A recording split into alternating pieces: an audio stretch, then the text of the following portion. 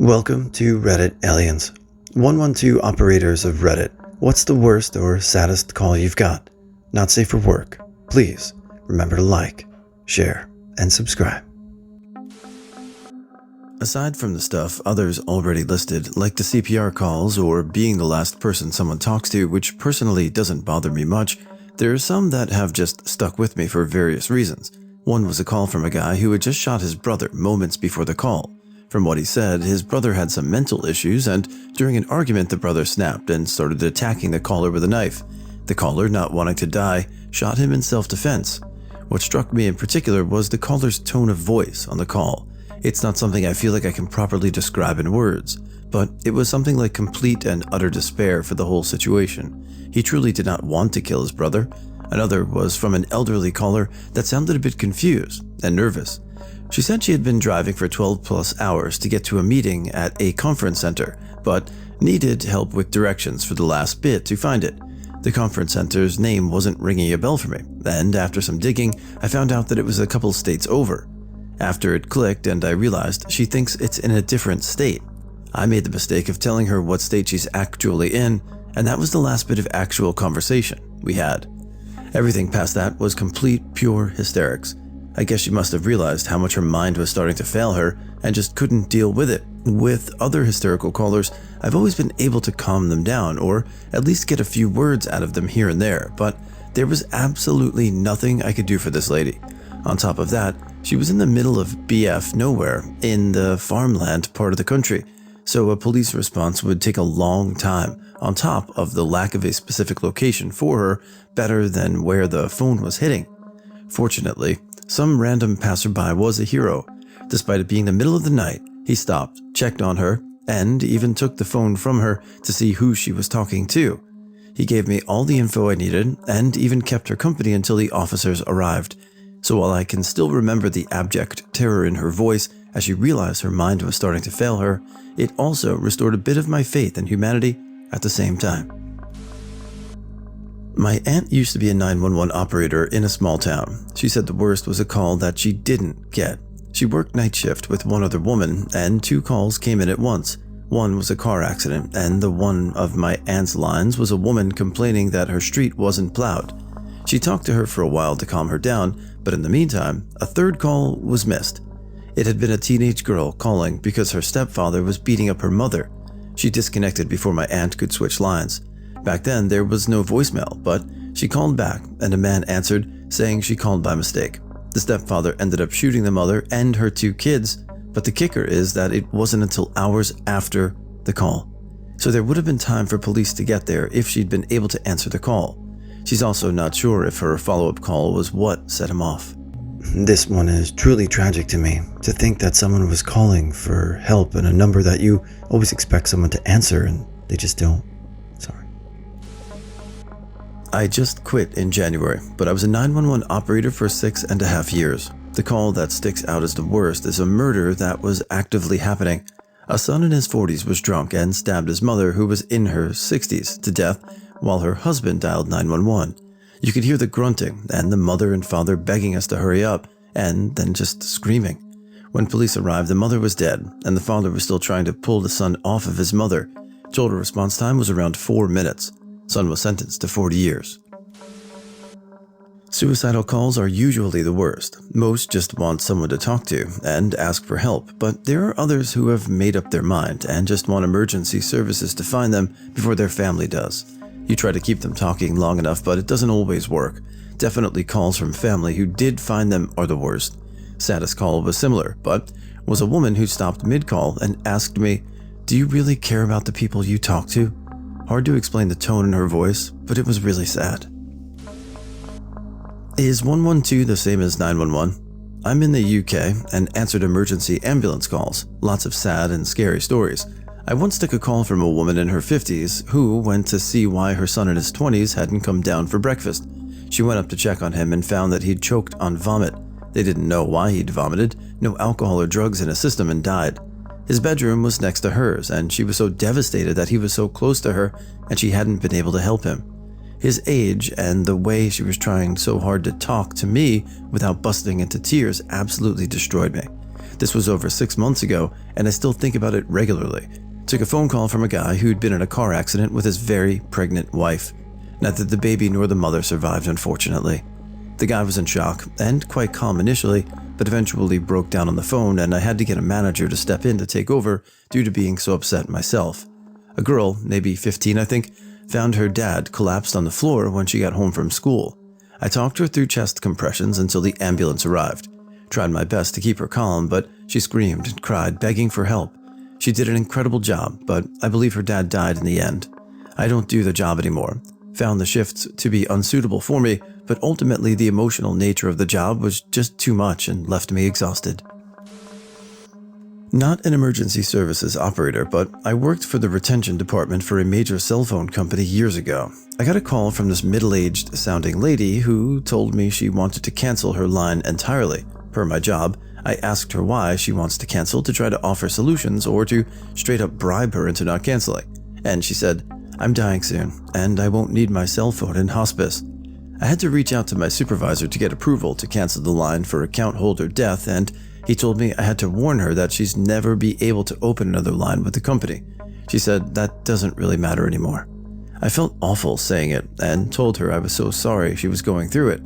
She started sobbing and said, "Me too, I don't want to die." I still remember how her voice was shuddering when she said it. It really broke my heart. We started talking while I was waiting for the supervisor to do his override.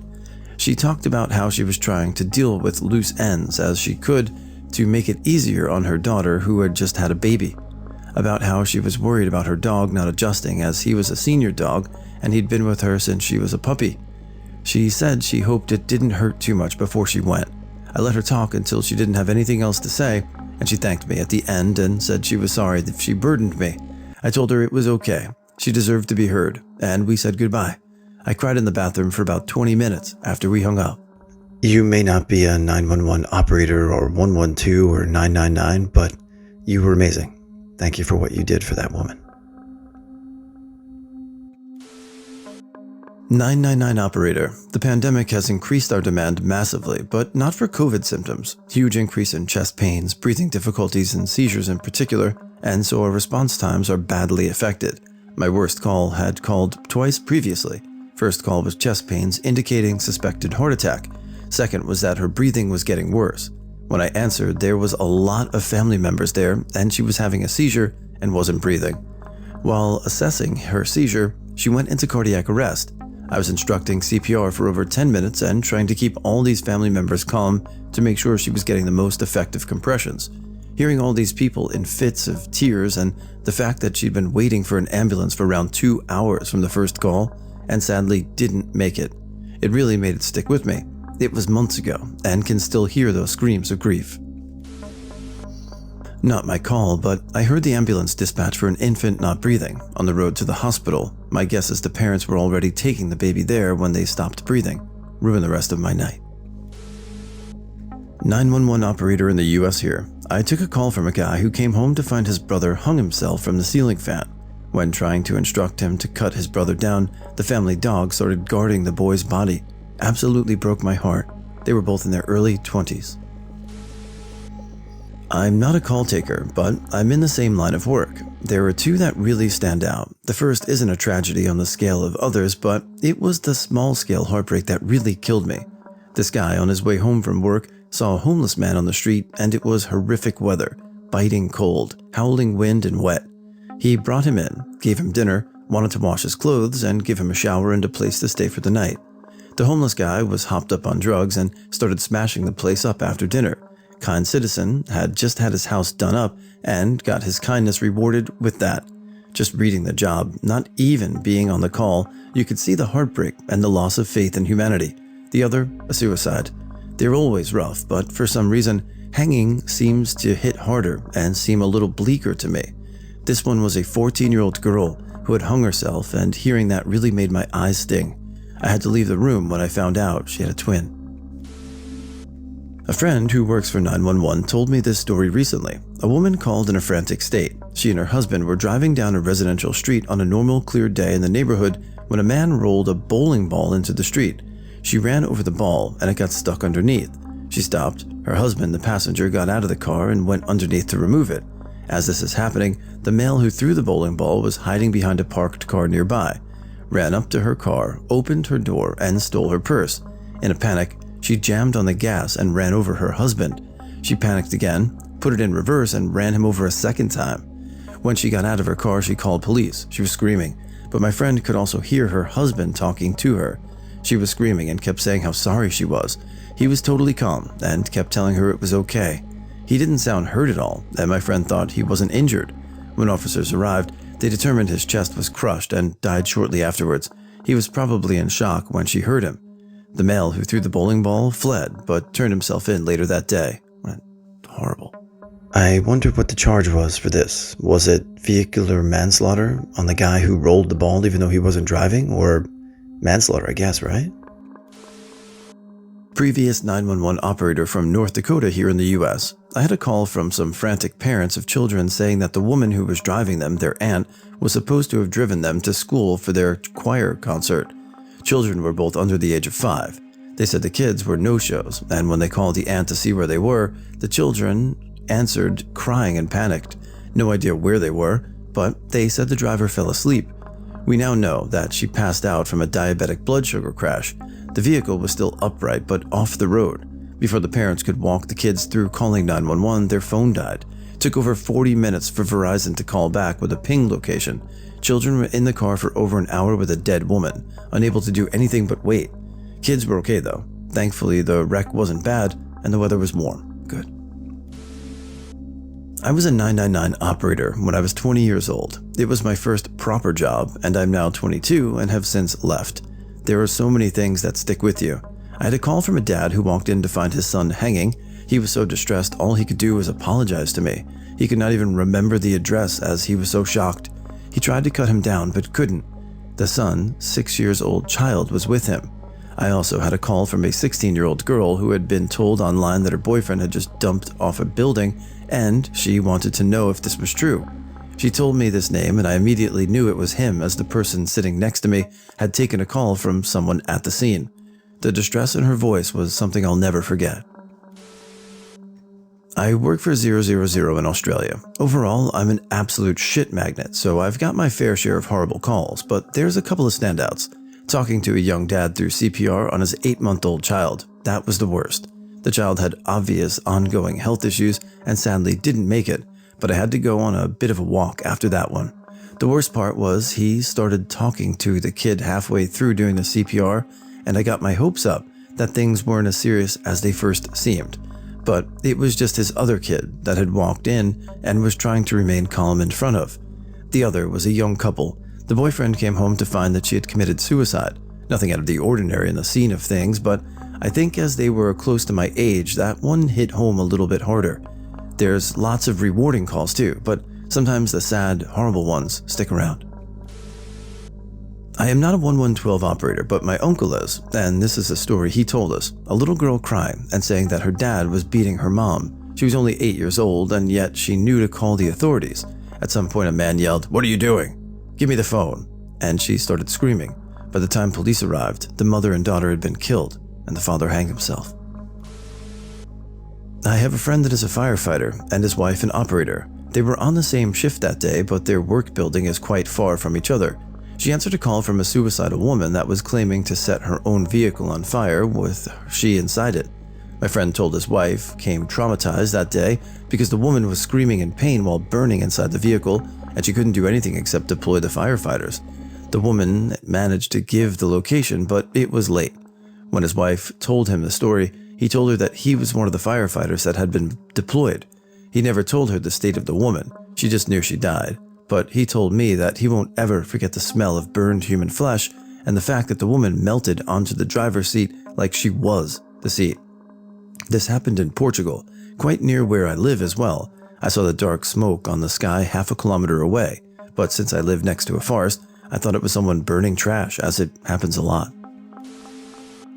Obligatory not 112 but a 911 call taker dispatcher. It was a very slow night, the kind of night here people are just mindlessly sitting there waiting for a call. My agency separates dispatchers and call takers, so if you're a 911 call taker, you're literally only taking calls. This lady calls the non-emergency number. If you call the non-emergency number, we do not get the location information, as we would on a 911. No, it's not like the movies. I cannot always find you, since it usually gives me a general area of where you are. She calls and says she wants someone to talk to. She seems sad, possibly a little drunk, but not incoherent. I ask her what's going on, as asking to talk to someone is usually a dead giveaway. There may be some suicidal ideations. She tells me she's feeling sad, but doesn't want to do anything. Once again, we're slow, so I decided to entertain her. I let her talk to me about her life, her kids, her ex-husband, her finances, just whatever she wanted to talk about. It became more clear that she was depressed. I kept offering to have an officer to come out to chat in person so we can evaluate her. She didn't want to give her address. This lady knew what she was doing and would not tell me she's going to hurt herself or anything to make this a solid suicide call to get officers out there fast. It was frustrating. After talking for 35 minutes, I make some sort of white lie just to get her address. I finally have it. By now, we have been talking for 50 minutes. I'm getting quite frustrated that this woman won't just tell me she wants to kill herself so I can get her the fast help. I actually felt bad having to lie to get her address. Eventually, I have to tell her I know she doesn't want to meet an officer, but I want someone to go check on her and give her some resources. She replies with, "Honestly, I don't want to waste the officer's time. You talking to me was the best thing I've had in a long time. Thank you so much. I'm going to go warm up some macaroni that's in my fridge, cuddle with my cats, and head to bed. Thank you, my name. Have a good night," and then hung up. When I tell you I had a huge amount of conflicting thoughts, I did. I was angry she wouldn't tell me she was going to kill herself. I was sad. Her life had been rough. I felt I was breaking our trust by sending an officer since she didn't want one. I sat there and thought for a few minutes, and I sent up a call for them just to go check on her. The officers get there with no answer to the knock on the door. They peek in the bedroom window, and she's sound asleep, cuddling with her cat in bed. God, I hope that woman is doing better. I've taken much more stressful, difficult, traumatizing calls. I've heard people die mid-sentence with me, people screaming as their child lays lifeless, sobbing while their significant other is just dead in the car from an accident. This call is the one that sticks with me, and I have no clue why. My girlfriend works as a dispatcher, and I work for law enforcement, but we're in different states. She had taken a call from a worried father who couldn't contact his son. The son was several states away from home and had been reported as a missing person. She talked to the dad for a while and filed the report, and that's the last she heard of it. Well, I was in a separate meeting, and a trooper had reported they found a body and were heading out to handle that. While my girlfriend and I were relaying our days to each other, I mentioned the body that had been found. After connecting the dots, we realized it was the son of the father she spoke to earlier in the week. So, not a super traumatizing call, but the aftermath was rough for her. I previously worked for 111, and we had a dad call up because his very young child had been feeling off color.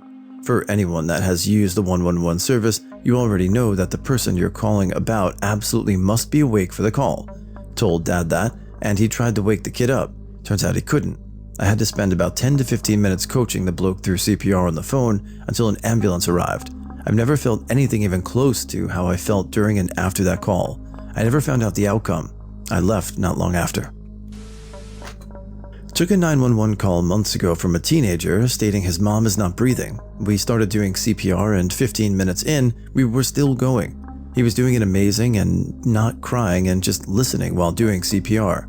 When we got there, we took over, and I just heard him break down crying. Had me in tears. His mother was called dead when we got there.